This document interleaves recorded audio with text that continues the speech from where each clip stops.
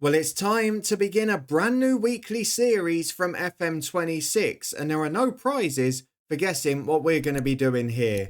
We are taking on a Youth Academy challenge, and I'm kind of easing myself into it in this year's edition of the game. We're picking a side in League One that maybe isn't the biggest, maybe doesn't have the best of stadiums, but it does have fantastic facilities with St George's Park. So we're going to see over a long-term experiment how much of an impact that can make on the youth intake at a certain club. We're taking the reins at Burton Albion, and we're going to run through a list of rules that we're going to adhere to throughout this save as we look to build a fully homegrown 11 that can take Burton Albion, hopefully, to the top of English football. If you're looking forward to that, then please do put a thumbs up on it. We'll get through to FM and do our introduction episode today. But a quick reminder before we go and do that this series will run in a unique format to what we've done on the channel before. So every Sunday we'll be releasing a new video from this series. However, it will be 2 episodes per season. So the first week, as in next week, will be a season 1 review of everything that's happened on the pitch, the league form, how Burton Albion have done as a club. And then the second week will be a dedicated Youth Academy Challenge review, where we look at our youth intake for the year, where we look at how our youth players are progressing and players that we've been able perhaps to bring back to the club who are homegrown originally before moving on. So each season will have 2 dedicated episodes running once per fortnight. Firstly, a season review, then the week after, a Youth Academy review, and then we'll do the same for every season following that as well. But today, we've got to do an introduction to Burton Albion, and that means talking you very quickly through the few rules that we're going to be adhering to here, because you may be asking what sort of variation of this we're going to do. Well, it's very simple with Burton Albion. The rules are as followed. Number 1, we cannot sign anybody who is not homegrown at Burton Albion. So the only players that we can bring back to the club are players that have already left who were originally homegrown at Burton Albion for at least 3 years by the age of 21. We are not going to be signing players who are 18 or under to then make them homegrown. The only players we'll be able to sign are through our youth intake or those that were already homegrown at the club. Number 2, we will not be offering new contracts to any of our current players. If they have an extension clause, which a lot of this Burton team do at the start, we can use that to extend their contract by a year, but we cannot, and I make that very clear, we cannot offer them any new contracts. So when they get into their final year, with a lot of them, we'll have to make the decision of, do we sell them, get the money to boost the facilities and other things for the future, or do we take the hit and just have them for one more season to keep our squad strong initially? And number 3, there are no restrictions on staffing and any of the other stuff around the club. Aside from the playing staff, we can do what we want essentially. But we're going to have to be very careful because we've essentially got 2 years with a competitive squad. And if by then we haven't produced players, we haven't given them enough appearances, got them out on loan to improve elsewhere, we're going to be at a little bit of a sticky point. Now, we're Burton Albion, we're a team that are expected to be down in the mix anyway. Are we going to find that the case here? Are we going to be stumbling at points where youth intakes come through? And what on earth is it going to be like after that first 2 or 3 years where we're left with very few, if any, of our original senior squad? Let's go and get through to FM26, take charge of Burton for the first time and have an introduction to the club, what we're inheriting when we take over, and what we might be able to bring back to the club over the next few seasons, in addition to the players that will come through. I think I'm going to enjoy this, and I hope you're looking forward to it as well. It's going to be a fun one. So for now, welcome to the Albion Academy.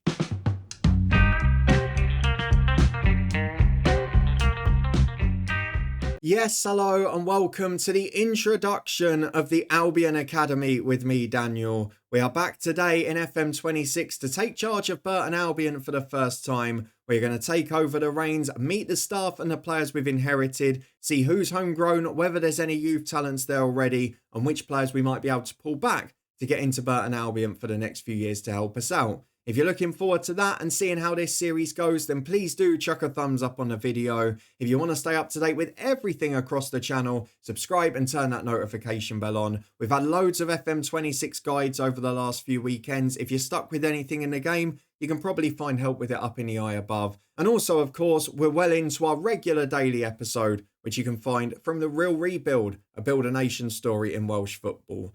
For now, though, the focus is on Burton Albion as we take charge of the Brewers in League One. They're relegation favourites, but they're doing pretty well in real life, and they've got some very good players in this year's edition of the game. So I think that expectation may be a little bit false.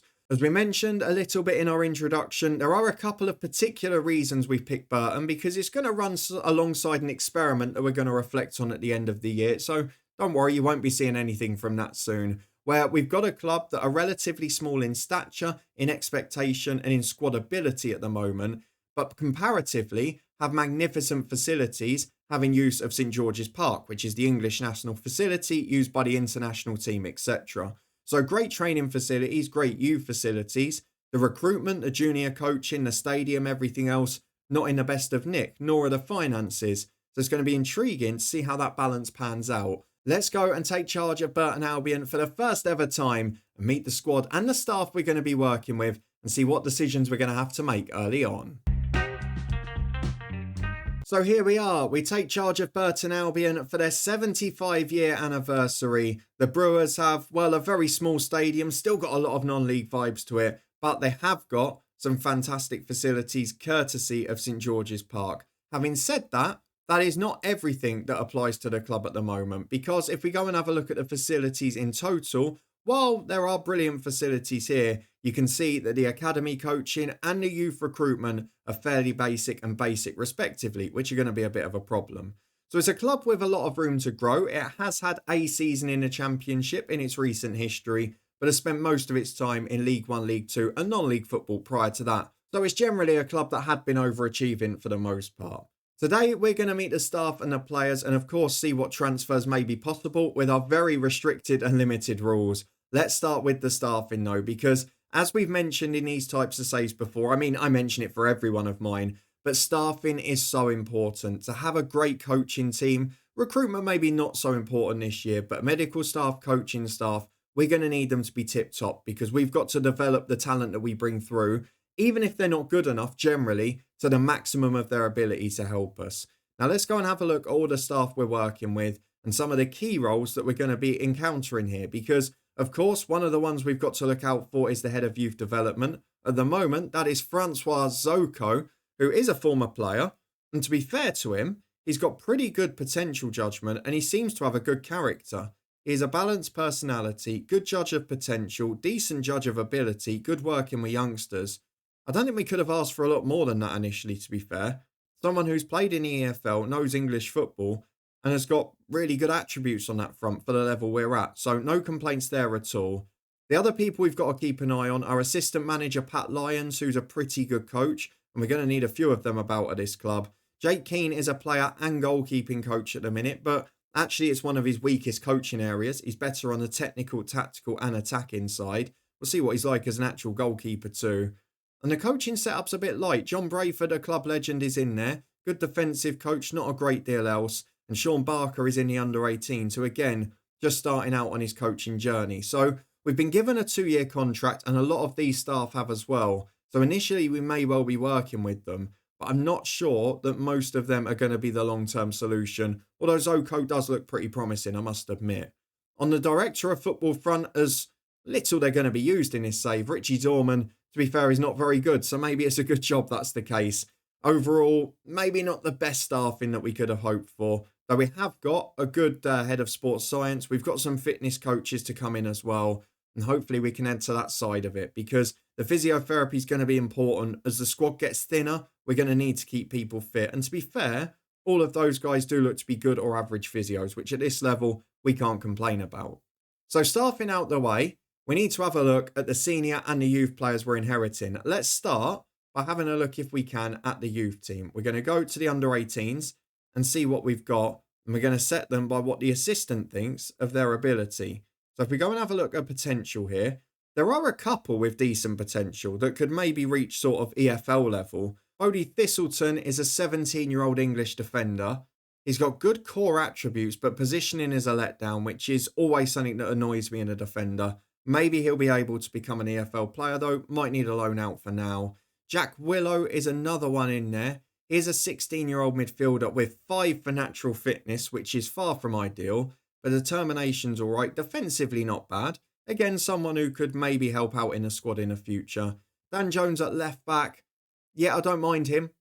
Again, positioning is the weakness, which is not what I want to see, but good in the tackle and a bit of pace, which is all you can ask for. Maybe would be more useful as a left midfielder at this point. And then the last one with that real potential is Suleiman Kribali, who is a Gambian 16-year-old with again a good tackling attribute, very good defensively, aggressive, not the best physically, better positioning, but maybe not the overall ability to make it. They're about the only four that have got both the ability and the potential to be useful for us, which is not a good sign at this stage of the save, but we'll keep an eye on them, see if anyone can reach their potential. And even for those who aren't expected to be great, we've got to try and maximise their ability, either to help us out as a squad or try and bring us in a few pennies for the future. So we are going to be relying heavily on the senior squad for now by the looks of it, and probably a good first youth intake too. Now then, there are a few players with some weaknesses here, aren't there? Let's have a look through them in total, because there's a few players out on loan who are all pretty average. And we'll have a look at the homegrown status after as well, because that's going to be important.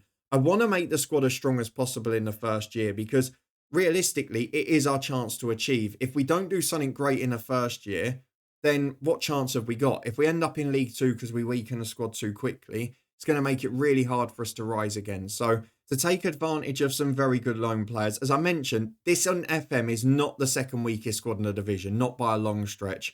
It is imbalanced. There are some positions that are weaker, but overall, it's a very good team and should be good on the counter-attack. Let's have a quick look at the homegrown status then. Who's here?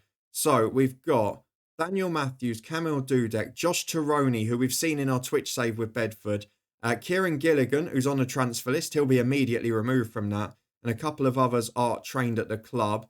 And then there's Finn Delap, who is 20 years of age and will become trained at the club from the existing players. But not many of the senior stars are in there, and that is perhaps a concern. Let's go back to the star ability order. We'll get their contracts up alongside it as well. So the best goalkeeper is Brad Collins, formerly of Barnsley and Coventry, where he's on loan from. He's a good keeper at this level. He can play out from the back. He's a magnificent League One keeper, actually. So certainly not going to try and send him back anytime soon. There's Jordan Amissa behind him, who looks very good as well. Maybe not quite so good mentally, but 6'6", and he's here for 2 years. So these are the things we've got to juggle as well. Contracts. There are players out of contract this year. Do we keep them? Do we try and get the money for them? How do we approach the future? Do we try and make a few pennies? Because you can see a bit further down, like Jasper Moon is out of contract this year and he's wanted. Can we get a six-figure sum for him, bringing a bit of money to the club? Those are all the questions we've got to ask. In terms of the other keepers, Jake Keane is one we've looked at. He was the coach, but he's also a terrible player. So I would not be against moving him on now because he's not in the best of condition. Of course, the other thing we've got to look for in our senior players at the moment is personality. That's going to be crucial for the first youth intake. Harry Eisted is transfer listed. I think in real life has gone to Forest Green now. He is a former Luton keeper. He's not bad, but technically maybe not top notch. And on £3,000 a week, probably an area we can make a bit of money early doors because Amissad's going to be here for 2 years at the least. Something I mentioned a bit earlier on when doing my research for this. There are a lot of players at Burton who have got a 1-year trigger contract extension. Now, I'm going to allow that so we've got the chance to sell them on, but we won't be offering any fresh new contracts at this point because the final goalkeeper is Camille Dudek. Now, he is homegrown at the club. He's got a great personality. Weakness is positioning. Not very good handling. He's going to be average at best, but could be a very invaluable number 2 at the least. He's wanted on loan by clubs like Dagenham. Maybe for this year, while we've got Collins on loan, would be great to get him out for a season of football. Then maybe next year, Amissar becomes number 1 and Dudek becomes number 2. Plays the cup games. That's the plan. Let's move on to the outfield players and see what we've got, because we mentioned Jasper Moon at first, who is wanted. He's not the best player in the world. He's probably got room to improve still, but he's a player who I feel we can get a bit of value for, and he's only got a 1-year deal. He's not got the option to extend that contract. So I feel like with him wanted, we've probably got to make the money there. Considering there's a few other good centre-halves as well, maybe wouldn't be the biggest of losses. Daniel Matthews was one of the homegrown ones. I mean, he's awful.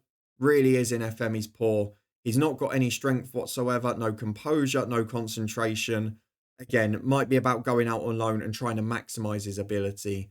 Alex Bannon is out on loan. He's at Derry City. He's okay. He's got a 3-year deal, so he is someone who will come back and feature in the second season. Good personality may make him a good mentoring lead next year. but certainly not the top quality player we're looking for. And then Finn Delap is another of those who will become homegrown at the club, and he's actually got big potential. So 2.5 ability, 4.5 potential on a 2-year deal. He's wanted on loan by League 2 and National League clubs, which could be really good for him this year if we can get him a year of football. Looks a quality player. He's 6'3", can play right back or centre half. That's the sort of player we're going to need eventually, and he's got League 1 potential, which is definitely important for us. Someone with huge potential at the club is Jason Straha. Now, unfortunately, he's not going to be homegrown at the club, so we're going to have to move him on eventually. He's wanted by Plymouth and Wigan because he's transfer listed. What I'm probably going to do is take him off that transfer list, get him as much football as possible this year because it says he's got championship potential. Let's have a player in our team who's brilliant and then maybe move him on next year for a bit more money. That's the idea I'm working towards. Experienced player alongside is Alex Hartridge. He's got a contract this year. Has he got the extension? He has. So we can get 1 year out of Alex Hartridge, who's another left-sided centre-half. Pretty solid across the board. Nothing special. Just a solid average League 1 player, which we're going to need a few of in fairness. On the right-hand side of the fence, we've got Kyron Lofthouse, who looks really exciting going forward. He's a good young player, got great physical attributes. Yeah, I really like him, and he's got a couple of years on his contract still. A lot of these, even with 2 years left, you can see have got the extension for a third. So the first 2 years, we should be okay with enough senior players. It's after that that's going to be a worry. Nick Akoto is 26. He is miles off the pace. He's someone, even if we're desperate, we'll sell or loan out. Geraldo Badrami out on loan, only got 1 year on his contract. He's at Crawley, and unless he's got the option to extend, he hasn't. He'll probably never play a game for us. Toby Sibic is another name I've heard of, formerly in Scottish football with Hearts. Good defender, 26-year-old Ugandan international. Positioning's good, physical attributes are great. Yep, like him, he's going to be involved. And actually, with Hartridge and Straha, and with Delap, and with Moon, we've got a lot of good centre-halves. And I can see more coming up. So maybe a back three tactic's going to have to go here. It's not something I generally like using, but I can't see a better alternative for now. I think a back three might be the way forward. Terence Van Kooten is another centre-half for short. Can play right back and hold in mid. Was at Stevenage for years. Is injured for the first 2 to 3 months of the season. Has a 2-year deal. Is a really solid player.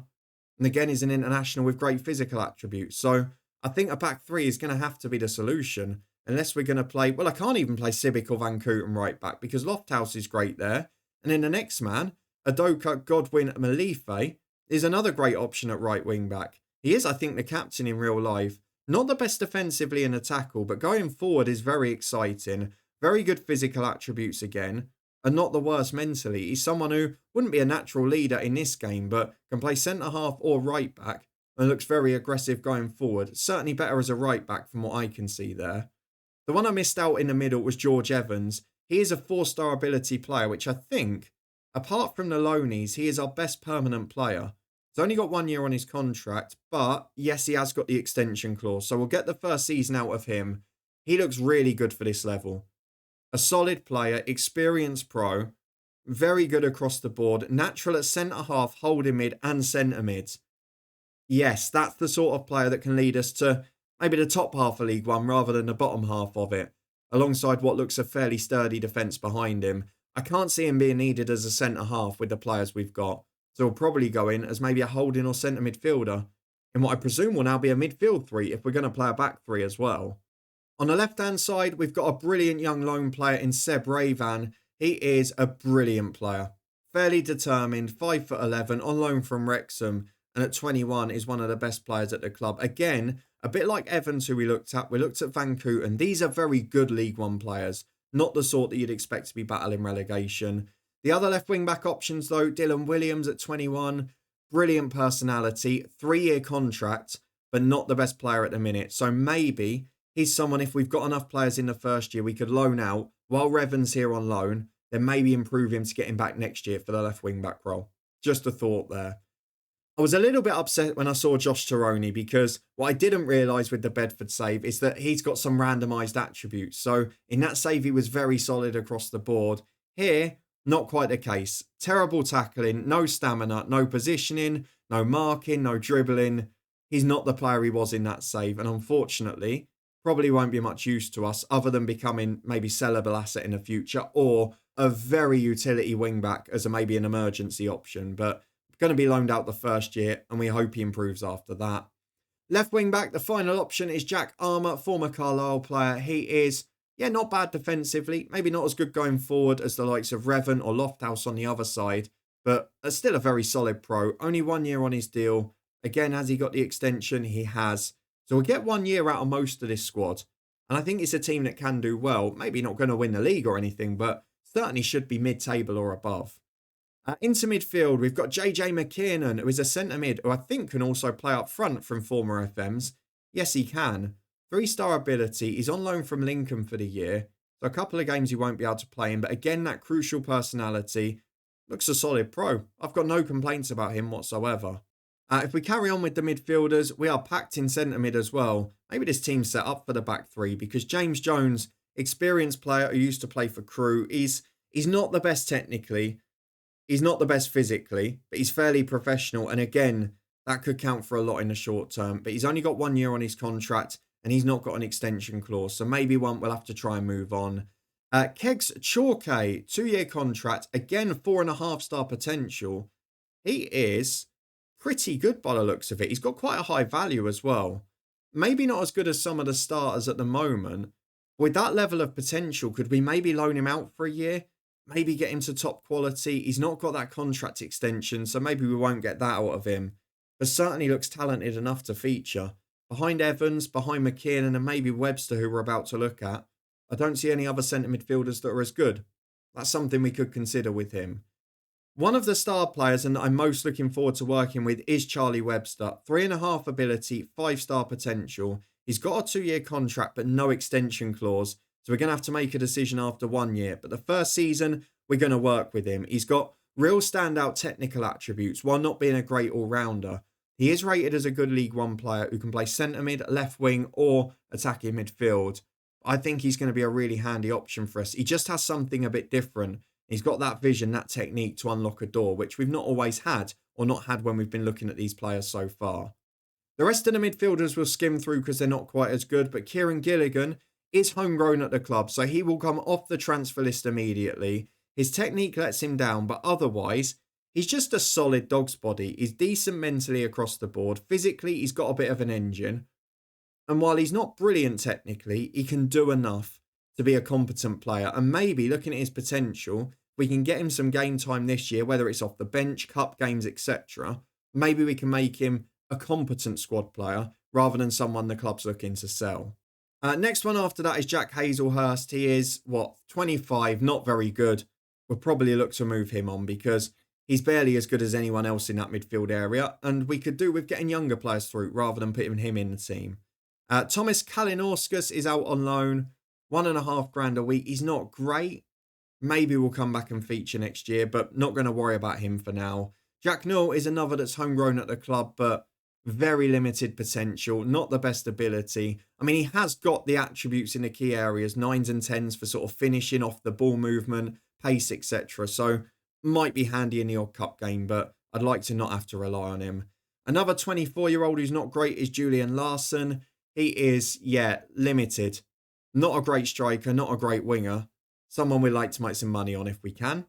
Fabio Tavares is a very talented young player. Injury hitter, Coventry, now at Burton Albion. The first player I've seen in this team with genuine pace going forwards. And with the finishing ability he's got too, I could see him being part of a front two. However, he's only just joined on a free. He's got a 1-year contract and there's no reason we can extend it. So it might be a get him through 1 year and lose him for free, or get him to January and take what we can. We'll wait and see how that develops. The other 3 or 4 strikers left. Tyree Shard is a 25-year-old striker. I don't mind him because we're probably going to be playing with 2 up front, looking at the amount of centre mids and centre halves we've got. So if we play a 3-5-2, we're going to need a striker who can do the target man role and one who can run in behind. And he looks like someone who'd be a good deputy to Tavares, as well as being a half-decent target man. And I know who the other striker is. So based on that, I think he'd be the perfect sub-player at the moment. Because the other striker is Jake Beasley, who has mercifully got a contract extension clause. He's 28 years of age, 3-star ability. Really good target man. 6'2", good in the air. holds the ball up well. He's technically okay. Yeah, I like him. Good player. Happy with him. And in the final couple, we've got one out on loan, which is Jack Cooper-Love.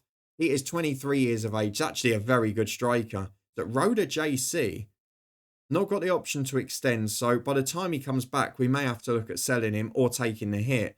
But I do really like him, it must be said. Maybe the second-year replacement for Tavares? I don't know. Kia Spark is the last one. He is 18 years of age. And unfortunately, while he has got a good finishing, heading and pace attribute, he can't jump, he can't compose himself, he's got no first touch and no strength. So there are a few worries about his game. I don't think he's going to make it. But overall, I think it's a good League One squad. I've looked at a few others for comparison, obviously as a Luton fan in particular. And I think this squad is suited to playing a 3-5-2. We've got counter-attacking pace with a target man and a little man to run off him. We've got wing-backs who can run all day. We've got Webster as that creative force in midfield.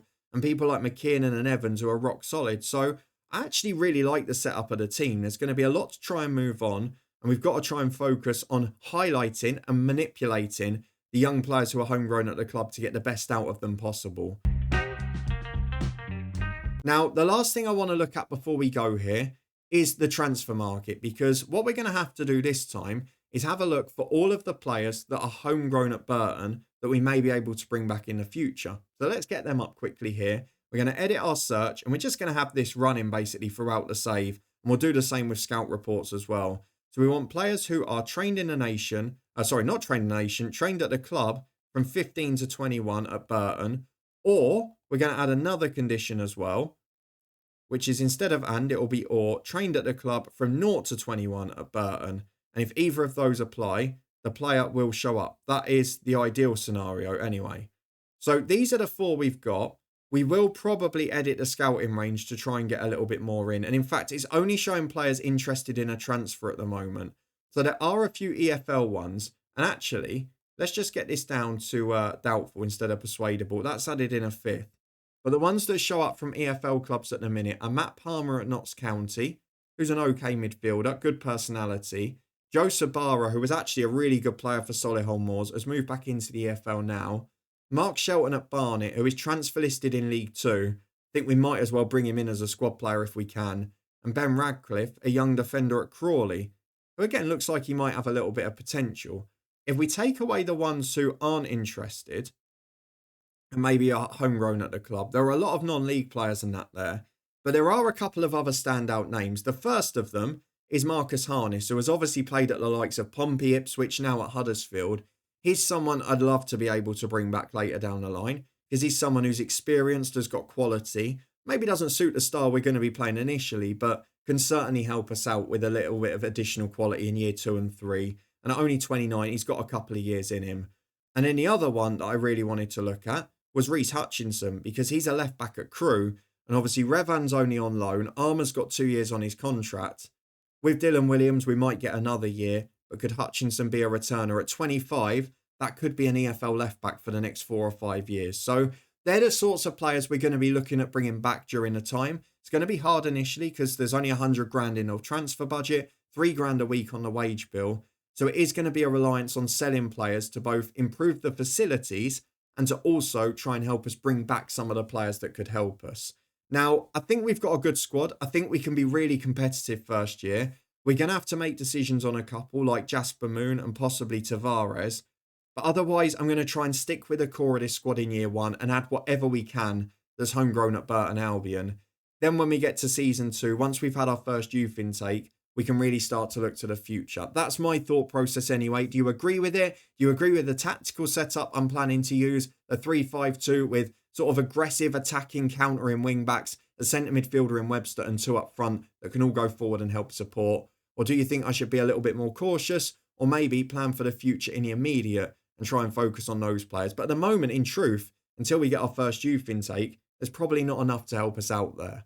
Let me know where you think we'll finish first year. Do you think we'll be able to push on and get in towards the top half of the table, or is it going to be a relegation battle? Generally, I've found the English leagues pretty easy in previous FMs, so I'd be surprised if we're down in the bottom 4, but, you know, it could be a bad surprise. We've had a few of them this year already. Let us know down in the comments what you think. If you're looking forward to this save, please do chuck a thumbs up on the video. A reminder that we are going to have 2 episodes, one every Sunday, covering each season. So next Sunday, we will do our initial season 1 review, where we'll focus on the pitch at what's happened for Burton Albion. And in the second week will be our season 1 academy review, where we look at our youth intake in focus, our developing players that are homegrown at the club, and those that we've brought back if we can keep them in good nick. But that will be a focus purely on the homegrown players and the youth academy team. If you are looking forward to it all and want to make sure you don't miss it, then subscribe and turn that notification bell on. We'll be back with this one every Sunday, but in the meantime, there's plenty more to get your teeth sunk into. New episodes from our Real Rebuild, the Build a Nation story, every weekday at 4:30. We're well into that one now, so catch up in the eye above if you've missed any.